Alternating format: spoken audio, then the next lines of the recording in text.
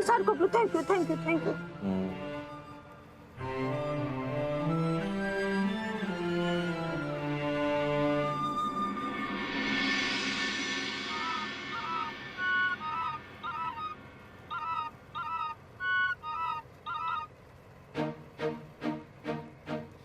एक मिनिट प्रवीण, एक मिनिट जरा जरा थांब. एक एक काम आहे माझं. हा आले मी, एका मिनिटात आले. हा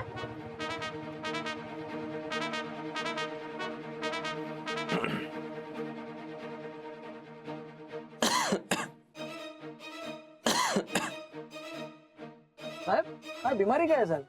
काय नाही, ते सीझन बदलला ना त्यामुळे सर्दी ताप. साहेब गवती चहा मध्ये आलं घालून घ्या. सीझनला होते ना बिमारी, ती एकदम गायब होऊन जाईल, परत कधी येणार नाही. गवतीच्या आलं घालून?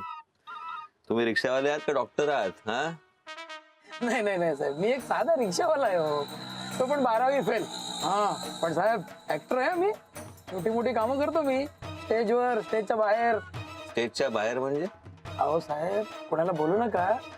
एक बाई आपल्याला बोलली 5,000 रुपये देतो, तर तिच्यासाठी आपण नकली डॉक्टर बनून गेलो होतो. खोटा डॉक्टर? साहेब डॉक्टर मिरजकर म्हणून नाव ठेवलं होतं त्या बाईने माझं. डॉक्टर मिरजकर? हो. आणि काय केलं मग डॉक्टर मिरजकर बनून तिकडे? काही नाही, त्या बाईना पायाला फ्रॅक्चर झालंय. काही दिवस इकडून तिकडे हलता येणार नाही, आणि 15 दिवस त्या बाईना इकडून तिकडे हलून देऊ नका, एवढंच बोलायला सांगितलं होतं मला. बस मी बोललो, आणि 5,000. बर, चांगलंय तुमचं.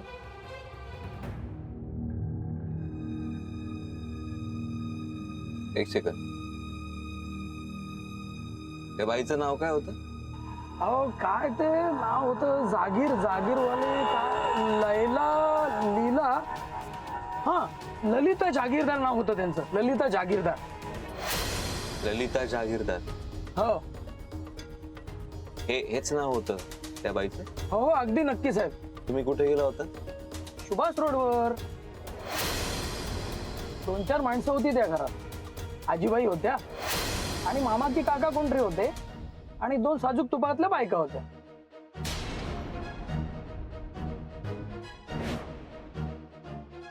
आता कुठे निघालात पण? अहो पाऊस आहे बाहेर. हा असू दे, जाऊन भेटतो आईला. उद्या जा ना, मी पण येईन तुमच्या बरोबर. उद्या पुन्हा जाऊया ना. तसं नाही, म्हणजे एक दिवस गेलं नाही तर चालणार नाही का? मी सांगितलं ना, मी आईला नाही भेटलो तर मला अस्वस्थ वाटेल, मला चैन नाही पडणार, तगमग होईल माझी.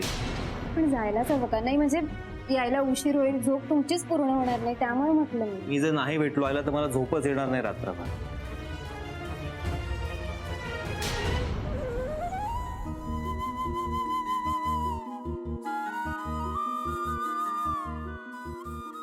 सॉरी झालं का?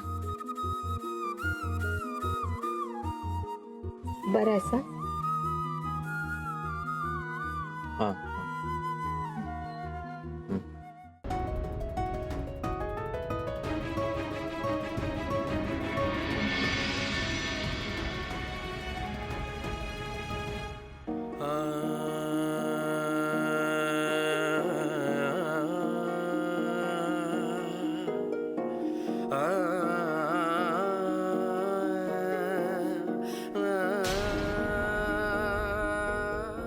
आईने असं का केलं असेल?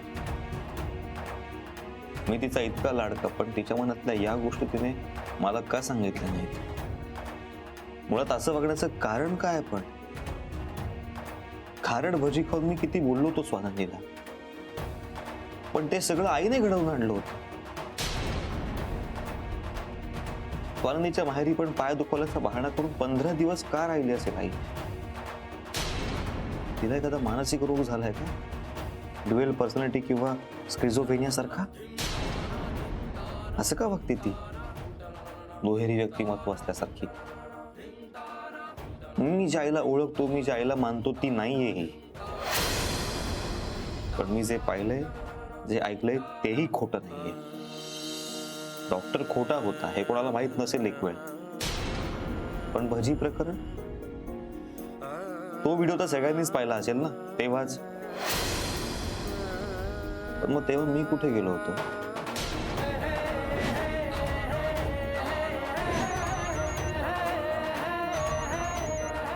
आई ग, ऑफिस मधून फोन आलाय. आज गेलो नाही ना, बोलावं लागेल, आता खूप पिडते. आलोच मी. ए हा स्वानंदी, थोडा आवाज कमी करा.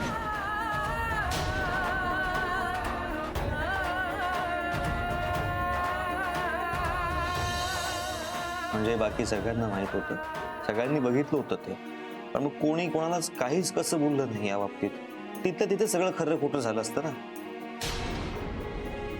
स्वानंदी तिने तरी मला सांगायला हवं होतं, पण ती काहीच बोलली नाही. सगळं बोलणं तिने ऐकून घेतलं उगाच.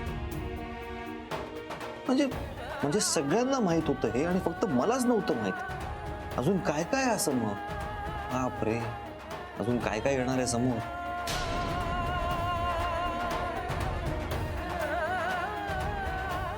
कधीपासून शोधतोय तुम्हाला? इथे बसलाय तुम्ही कॉफी पीत.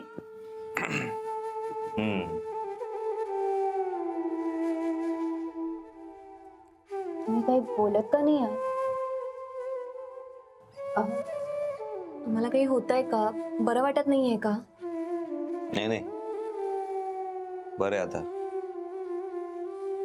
डॉक्टरकडे जाऊन आलो ना, औषधं घेतलीत, बरं वाटतंय. मग बोला ना काहीतरी असं. हा, नाही, असं काही आहे का की तुम्हाला जे मला सांगायचंय पण तुम्ही ते नाही सांगितलं? असं काही आहे का की काही घडून गेलंय ते तुम्हाला कळलंय पण तुम्ही ते मला नाही कळू दिलं? असं काही सांगायचंय, असं काही बोलायचंय तुम्हाला? तुम्ही असं काय विचारताय? वाटलं मला असं की असं असावं काहीतरी की तुम्ही ते माझ्यापासून, म्हणजे मला नाही सांगितलं, मला नाही कळू दिलं, पण तुम्हाला ते सांगावं असं वाटतंय. भाऊजी, ते असं काय असणार? काहीच नाही. तुला विचारतो वहिनी मी पुन्हा एकदा, असं काही असेल तर सांग मला. मीही तेच म्हणणार होते की असं का वाटतंय तुम्हाला? नक्की? हो हो, नक्की. चला, कॉफी संपली माझी, खाली जातो. तुम्हाला यायचंय? आम्ही येतो ना थोड्या वेळाने. इथेच बसणार आहात? हा, सहज गप्पा.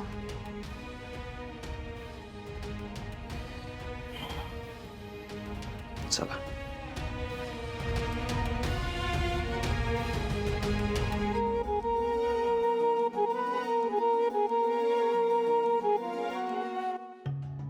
स्वानंदी, तू का केलंस असं? आज इतक्या वर्षांनी त्यांनी आपल्याला विचारलं की तुम्हाला काही सांगायचं आहे का, आणि मग तू सांगू का नाही दिलंस? मी मुद्दाम केलं सगळं. अगं पण का? आपल्याला नेहमी त्यांना काहीतरी सांगायचं असायचं, पण ते जागेवर नसायचं ऐकायला. नाही, ते जागेवर नसायचे म्हणून आपण त्यांना सांगत नव्हतो असं नाहीये. त्यांचा आईंवर जो विश्वास आहे ना, तो कायम आड यायचा. ते काय ऐकूनच घ्यायचे नाही. हे खरंय, त्यांच्या भोळेपणाचा अडसर होताच. पण आज मला ना त्यांच्या डोळ्यात शंका दिसल्या, संशय दिसला. आज मला वाटलं कुठेतरी की त्यांनाही जाणवतंय की काहीतरी चुकतंय. आणि असं असताना तू चांगली संधी का घालवलीस? प्रश्न मला विचारताय आणि उत्तर तुम्हीच देताय. तुम्हीच म्हणालात ना आता, आज मला पहिल्यांदा त्यांच्या नजरेत संशय दिसला. का? इतक्या वर्षानंतर आज घरात काहीतरी चुकीचं घडतंय हे त्यांना आज जाणवलं. जे इतक्या वर्षात घडलं नाही ते आज घडलं. का? कारण आपण सगळं प्लॅन करून त्यांच्या समोर आणलं. बोला बिंबी मॅडम, काय म्हणताय? सकाळी सकाळी आठवण काढली. पल्लवी येते तुझ्या घरी. पल्लवी? हो अगं, आय मीन पोचली सुद्धा असेल एव्हा ना. आता जस्ट फोन आला होता, मम्मा मी पोचते म्हणून. हो पल्लवी पटवर्धन, तुमची छत्री राहिली.